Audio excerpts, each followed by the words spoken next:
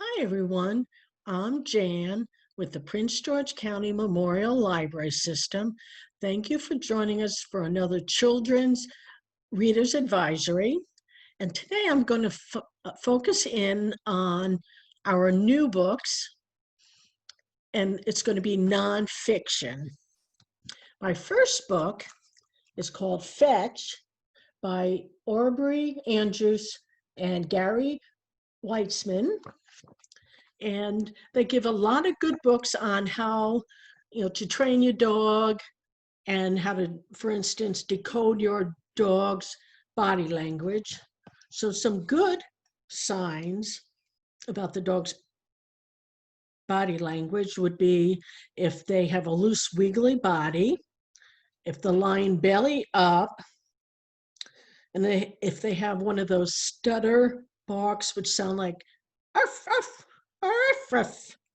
So, and then some bad signs would be teeth bared, growling, maybe the tail is tucked low behind their legs.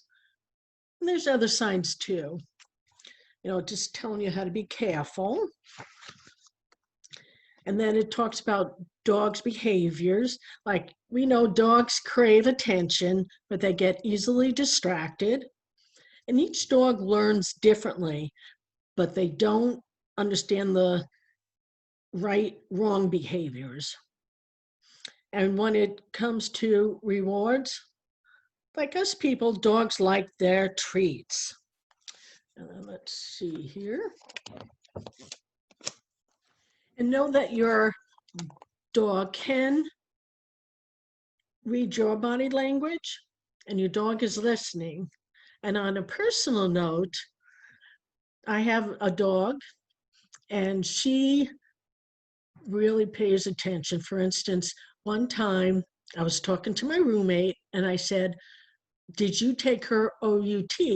And something about my body language and my voice made her realize that I was what I was referring to, and her eyes got big and her ears went up and she kept looking at me, then the door, then me, then the door. And I don't remember what my roommate's answer was to my question, but we were laughing and I said, "I guess I have to take her out," because that's what she was expecting from me. And for instance, here's a nice little picture. Teaching your dog how to stay. For instance, what it says in here, this book, is that you have the dog sit and you're holding some treats for your dog, but you back up a little bit and reinforce sit. And then you back up a little bit more and reinforce sit. And then you back up again. And if the dog stays there and your dog is listening, then you say, "Come on," and you give your dog a treat. And I like some of these pictures here, the different animals. This one's a beagle. Anyway, this is a good book about training your dog called Fetch by Aubrey Andrews and Gary Weitzman. My next book is called All About Anxiety by Carrie Lewis. Now, I know especially at this time during the COVID-19, I know a lot of us, even us adults, are feeling more anxious. And but there also could be other reasons why you might be feeling anxiety. The book, for instance, talks about, well, what is anxiety? Where did anxiety come from? For instance, like maybe you had a bad dream one night. It's dark, you wake up, bad dream. That can cause anxiety. Maybe like you don't like bugs and all of a sudden you see a bug, or you're thinking, "Oh no, this test, I have to get a good grade on it." So we all have different things that we have anxiety about. And it doesn't matter what your feeling is. The feelings are always okay, and please know that. And this book has a lot of other good advice And again, it is called All About Anxiety by Carrie Lewis. Okay, my next book, for those of you who like to draw, this is called Official Fornite, How to Draw, and it's the second book in the series. That's why it says number 2. And the author is Kirsten Murray. And I could, for instance, it's showing you how to make a banana. And I think the drawings are good. And they show you how to do what they call the Black Knight. And then they have some other easier books and harder books, it just depends on what you would like. And again, this is called the Official Fornite, How to Draw, and then it's the second book in this series by author Kirsten Murray. And then this book is called Monstrous by Carolyn Becca. And the rest of the title says the lore, gore, and science behind your favorite monsters. And it does talk a little bit, for instance, about Frankenstein. And just in case you don't know, here's that. Frankenstein by Mary Shelley. The name of the doctor was Dr. Frankenstein. The monster didn't have a name. So, but everyone always thinks that the monster's named Frankenstein. And then talking about electricity. This isn't really a monster, but some things that people believed. And then let's see. There's another good page. Maybe you like Dracula. This book has a lot of good information about the different, how to survive a zombie attack. So if you're interested in that, the different lore, gore, and science behind your favorite monsters, please read Monstrous. And again, this is by Carolyn Becca. Now, for those of you who like the ocean, and this is put out by D.K. Smithsonian, and this one is, the author is Chris Barker, and let's see, it's called Ocean, and it gives a lot of good information about, past, animals and animals that now are in the water. It talks about dolphins, for instance, and then let's see what else it talks about. The great hammerhead shark, and it has a lot of things about the real old animals that were in the sea that are more like a dinosaur. And again, this is called Ocean by Chris Barker. And talking about dinosaurs, this one is called the Super Dinosaur Encyclopedia.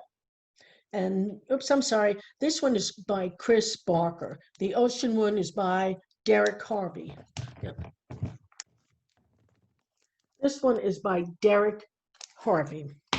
Anyway, for those of you who like dinosaurs and have a lot of interest in that, it has a lot of good pictures, has lots of good information. And let's see, the flightless birds. And please don't ask me to pronounce the names, a lot of them not rolling off the tongue, but they, again, very interesting facts about dinosaurs. And again, this one is called Super Dinosaur Encyclopedia by Chris Barker. Okay, now these books that I'm going to do now are really for kindergarten through about second grade. Not that an older child can't read it. Anyway, this is called Jumbo, The Making of the Bowie 747 by Chris Gale. And it has excellent illustrations. And it shows how this particular plane was made, or is currently being made. And how, it goes faster and faster. Hopefully I'm not going too fast for the pictures. Anyway, this is called Jumbo, The Making of the Boeing 747.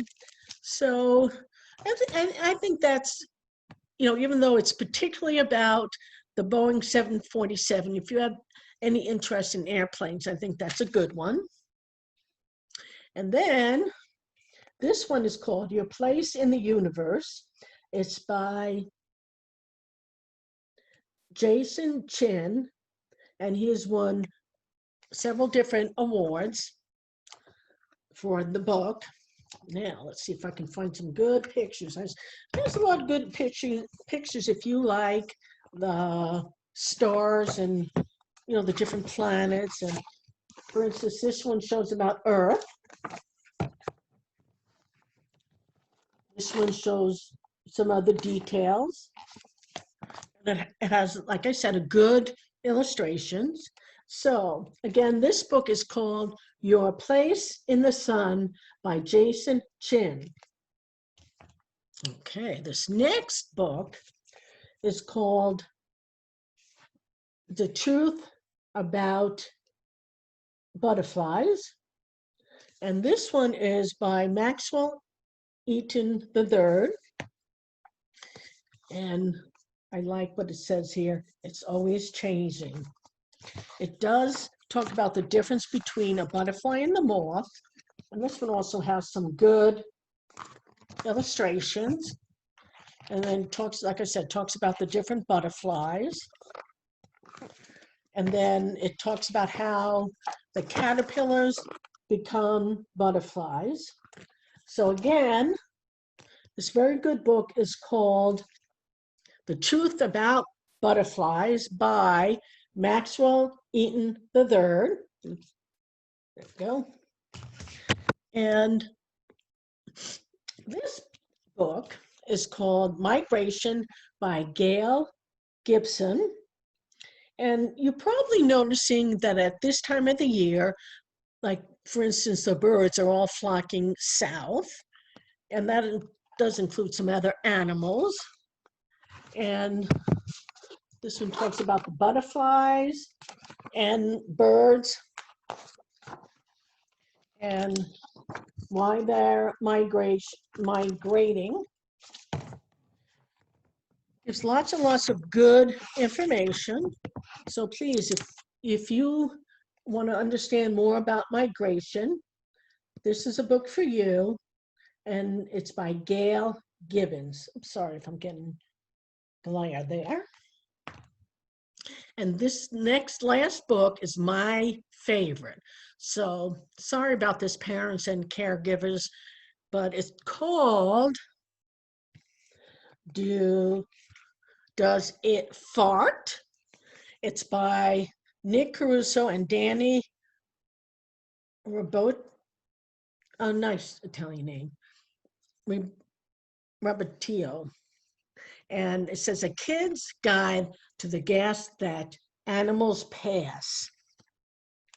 Anyway, so I just love this.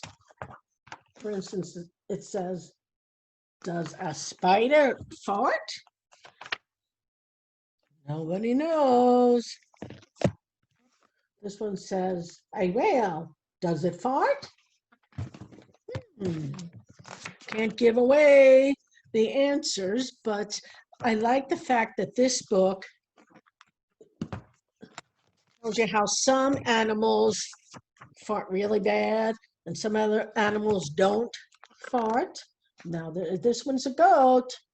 What do you think? Because they eat a lot of weird stuff. So if you want to know which animals fart and which ones don't, who has a smelly one, who doesn't, again, this is called Does It Fart? And it's a kid's guide to the gas animals pass by Nick Caruso and Dana Roberta. I'm sorry, I can't pronounce that nice Italian name. Sorry about that. But anyway, I think these are all great books, and you can learn a lot of good information. And we also have other books about these subjects. Well, I don't know about the farting one, but on the other ones, if you want more information, there's always a lot of good information. So thank you for joining me. And again, I'm Jan with the Prince George County Memorial Library System. Thanks.